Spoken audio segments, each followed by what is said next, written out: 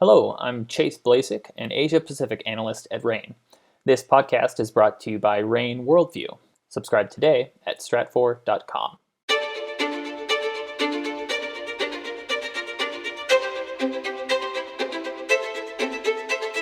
You're listening to RANE's Essential Geopolitics podcast, a regular conversation about our latest geopolitical and risk analysis. I'm Emily Donahue. Thanks for joining. Today, Ryan Bowles here. He's published an examination of how Russia's people are talking about their country's war against Ukraine. Ryan, thanks for being on the podcast again. Thanks for having me, Emily. Ryan, I've read a number of articles that say Putin is winning the war in Russia, that a majority of people in Russia support his take on why the country invaded Ukraine. But I see almost daily social posts and opinion pieces about how ordinary Russians do not support this war. Can you clarify all this for me? What's the current domestic support for the war in Ukraine inside Russia? So we can look at it two ways. One is we can ask ourselves, what is the absolute truth here? Do Russians genuinely support this war, or do they support it enough to allow the Russian government to continue to prosecute it? One of those we have an answer to, which is that Russians do support the war enough to the point where Moscow doesn't feel like its domestic front is at threat, that Russia can continue the campaign for the medium term, whether that's months or even years, without worrying about an anti-war movement. So we know that Russians support it just enough, even if they acquiesce to it.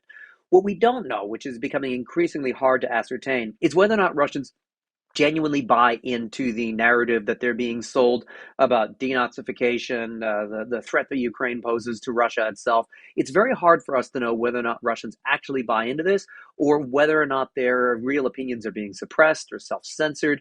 But what matters geopolitically is whether or not it's manifesting into a substantial opposition movement to the Russian campaign in Ukraine. And right now, there simply isn't a domestic anti-war movement that really matters behind the front lines in Russia. Well, partially because all dissent has been quashed. Is that fair to say? Right. There were several things that happened. First, we had a lot of the anti-war demonstrations broke out in some of the bigger cities like St. Petersburg and Moscow early days of the war. And most of those people were arrested. Some of them were released. Many of them were given fines. But essentially, an organized anti-war movement was broken up in the very beginning of the invasion. There was also a substantial amount of hundreds of thousands of Russians who decided to flee the country as well. And many of those people opposed the war. In fact, that was their primary reason for fleeing Russia, was that they were opposed to the war and they were worried about the economic and political effects that it would have on their own daily lives. So that also removed a substantial number of Russians who would have made up something like an anti-war opposition. So the analogy you might go with is, instead of during the Vietnam War, it was the draft dodgers that were fleeing to Canada. You could almost see it as a similar experience, that Russians who were opposed to the war were self-deporting to another country. So inside Russia, Ryan, is it safe to say, or could you say how long this passive support might last?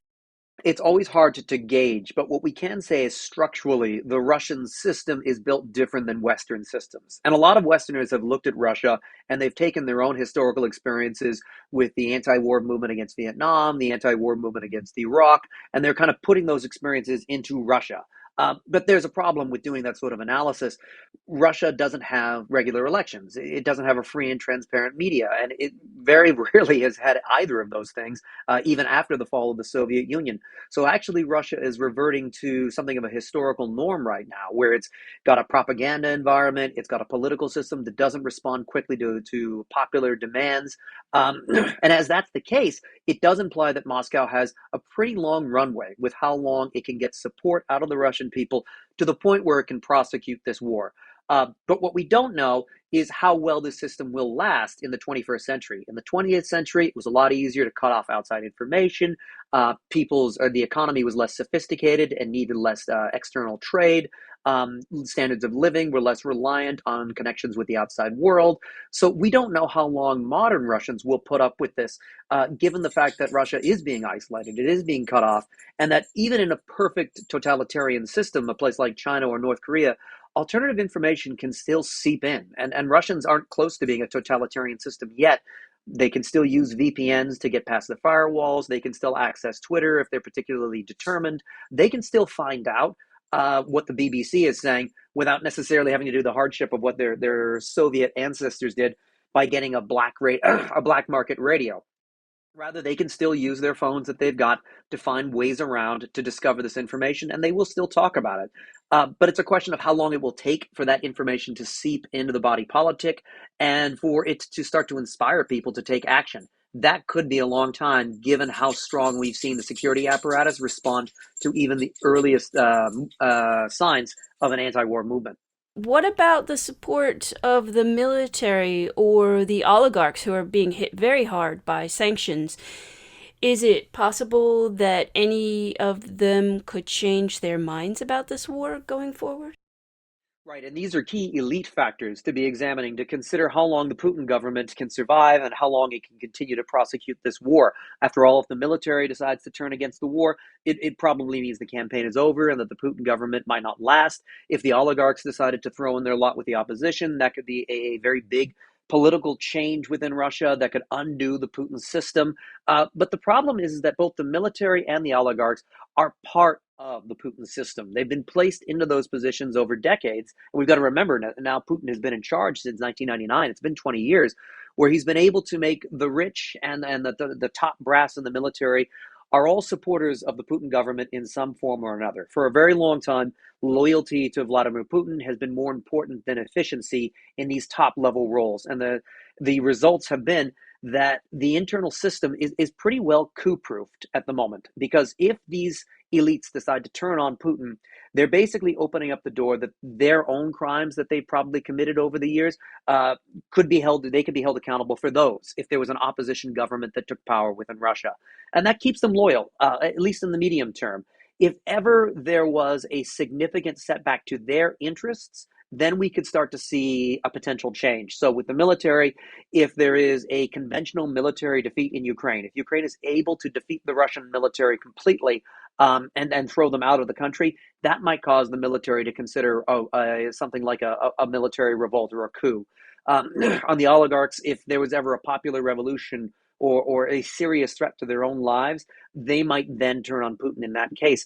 But both of those are still pretty distant scenarios, and that's part of the reason that short of something dramatic like that, we're likely to see the insiders stay loyal to the Kremlin. Which means Russia will prosecute this war as long as it takes, I assume. Which probably means that they will continue until their own internal objectives are met, whatever they decide those will be. Ryan Bohl is Senior Middle East and North Africa Analyst with RANE. Thank you, Ryan. Thank you, Emily. You can find Ryan's work in RANE Worldview, which offers objective geopolitical analysis and intelligence, covering the global landscape. Get a great deal when you subscribe right now. There's a great offer on a subscription. Go to stratfor.com for details. That's stratfor.com. I'm Emily Donahue, and thanks for listening.